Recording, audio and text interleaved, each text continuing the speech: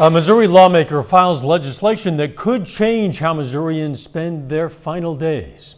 This is KOAM News at 6. Proposed legislation would create a framework for end-of-life care homes where people could stay at the end of their lives. KOAM's Zach Dodge has details and why a local nonprofit hopes the bill passes.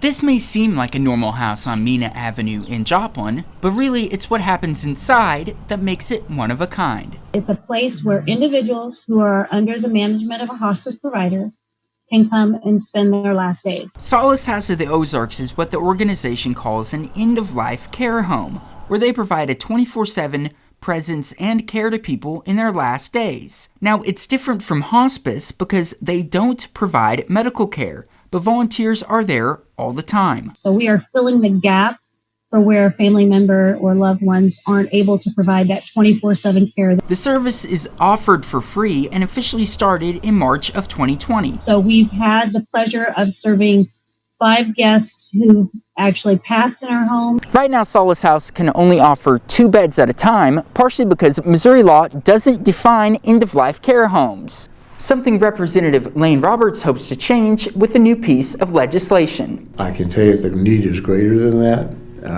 but we want to do this right. A House bill introduced by Roberts earlier this month would define end-of-life care homes under the Missouri Department of Health and Senior Services, setting up licensing, rules, regulations, and everything a facility like that would need to operate in the state.